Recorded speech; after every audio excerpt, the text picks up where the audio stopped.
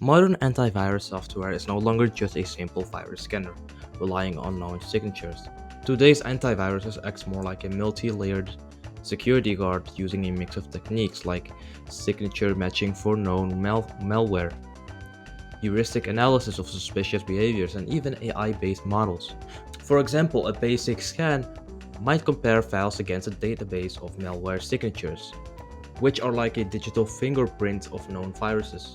But beyond that, advanced antiviruses employs behavior-based detection, monitoring what programs do in real time, and quarantining.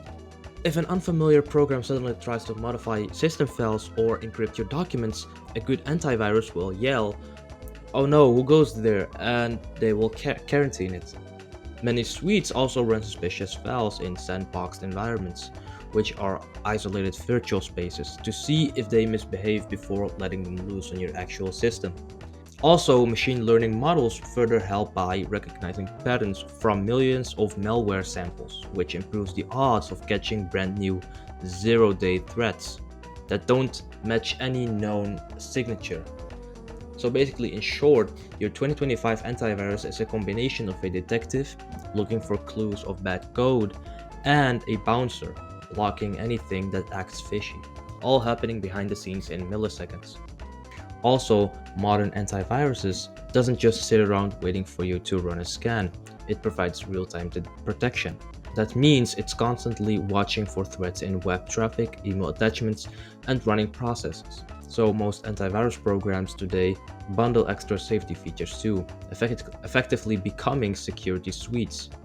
They often include things like a firewall for network attacks, anti-phishing filters for dodgy websites, browser protection, and cloud-based reputation services. If all these layers work together harmoniously, the suite can stop malware at multiple stages.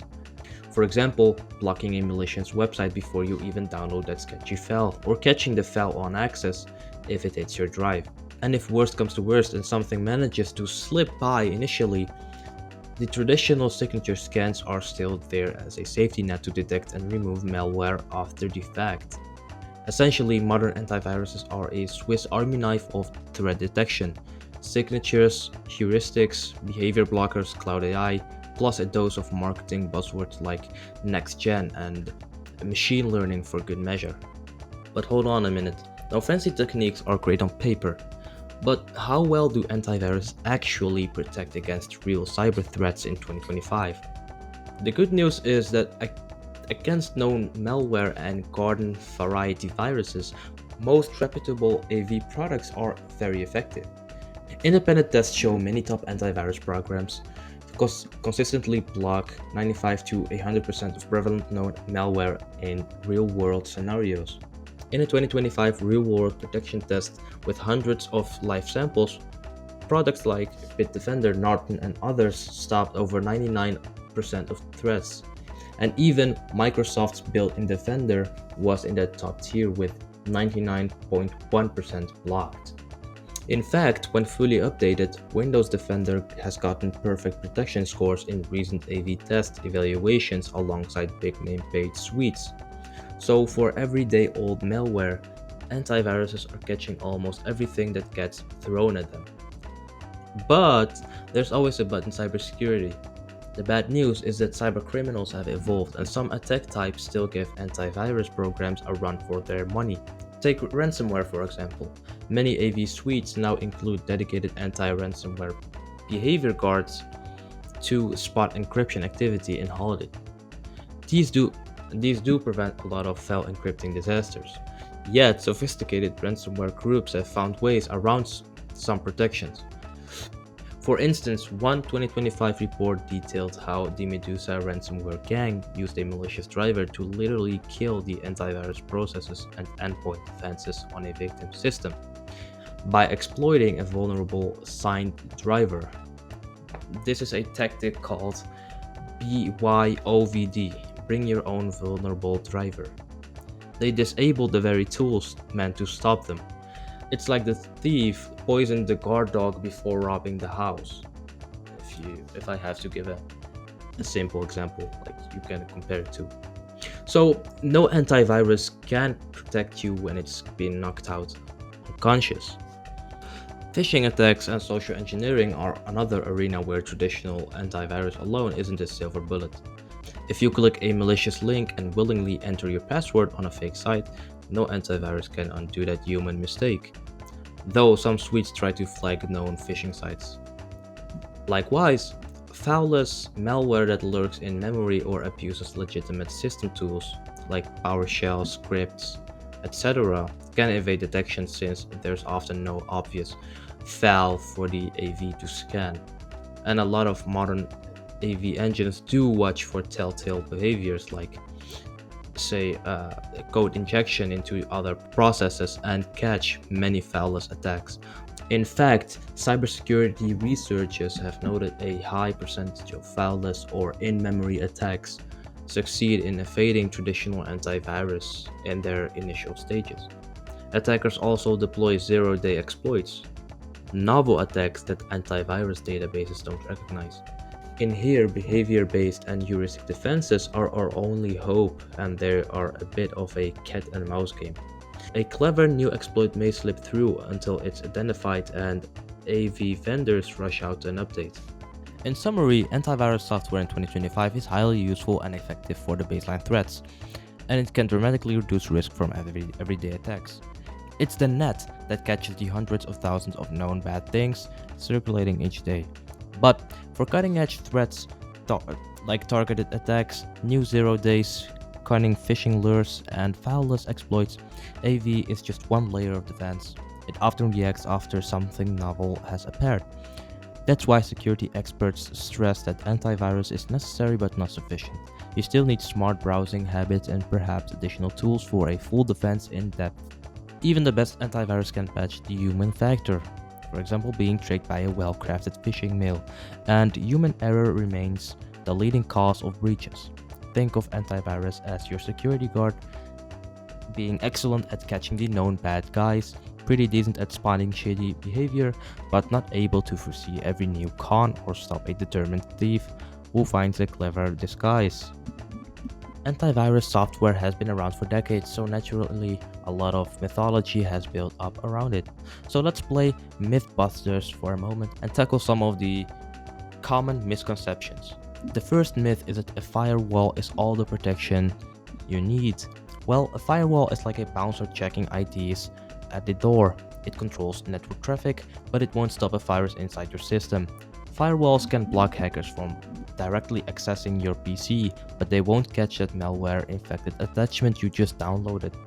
You really need both, the firewall to keep external bad actors out, and antivirus to catch the nasties that sneak in by other means, like that invoice point PDF point execute you accidentally ran. The second myth is that antivirus will slow my computer to a crawl. Back in the early 2000s, this had some truth. Older AV suites could be a resource hog, but in 2025 a good antivirus uses very few resources in the background. You shouldn't even notice it's there most of the time. Only during a full system scan might you feel a bit of slowdown. If your AV is consistently bogging down your system, either it's a lousy product or something else is wrong. In normal operation, modern AV is designed to be lightweight, so it's not secretly mining Bitcoin with your CPU, unless you got one of those fake antivirus scams. The third myth is that your antivirus is always right. If it says I'm clean, I must be safe. Well, unfortunately, not always. AVs can cry wolf, false positives, and also sometimes miss real threats. You might see your AV flag a totally harmless program as malware. It happens when something unknown looks suspiciously similar to a virus by some heuristic. Conversely, you could get infected and the AV never blinks, especially if it's a brand new threat.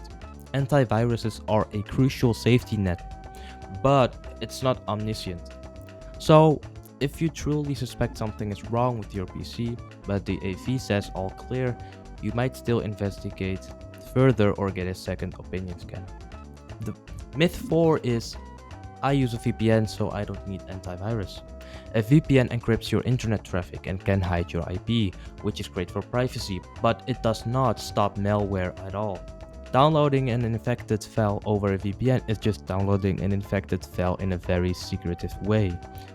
Some VPNs or security suites might block known malicious websites, but they won't magically disinfect a virus. You need antivirus to actually detect and remove malware. The VPN is doing a completely different job, with which is privacy and network safety, not device protection. If you want more information about this topic, I've made a whole video about VPNs, the truth, the myths, how it works. Link is in the description. Let's go to the fifth and the last myth, which is Windows Defender alone is enough, or conversely, Windows Defender is useless. Well, this one is hotly debated. The truth is, Windows Defender, built in on Windows 10 and 11, has improved a lot and now provides pretty solid protection. It often scores as high as third-party AVs in independent tests, meaning casual users can get by with it for basic needs.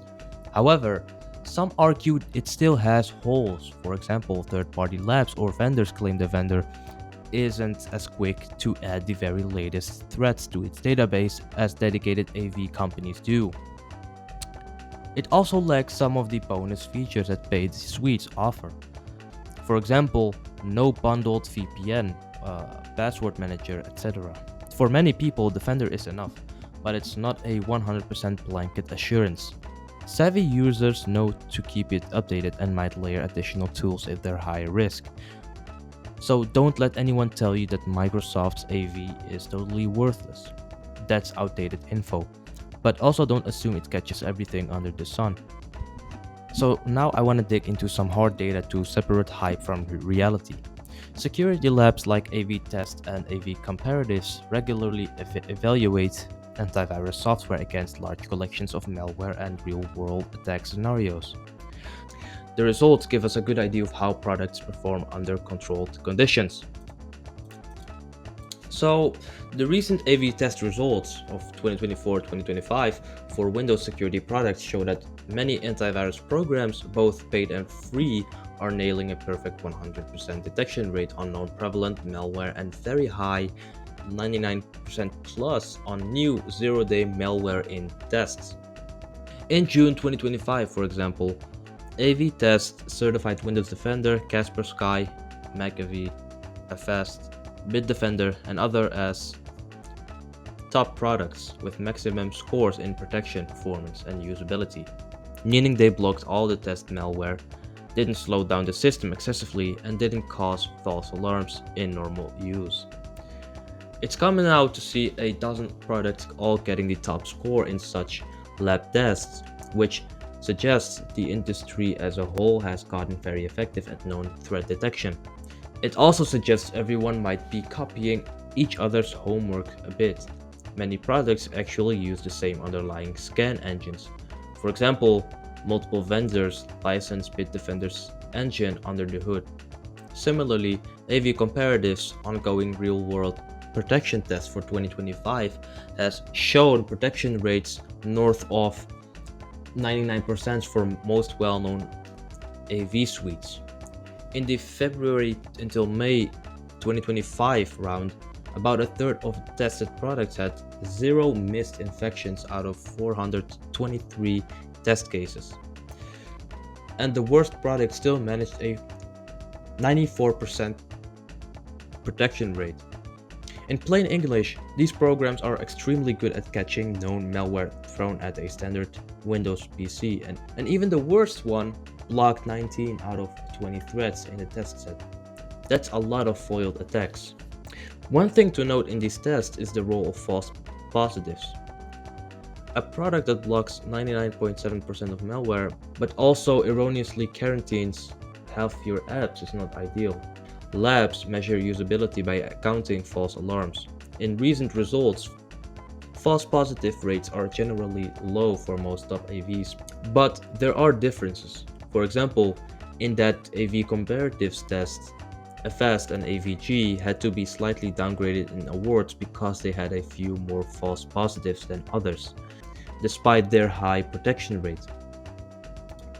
On the flip side, Products like Kaspersky or Bitdefender often try to minimize false alarms, even if it means occasionally not blocking an uncertain file.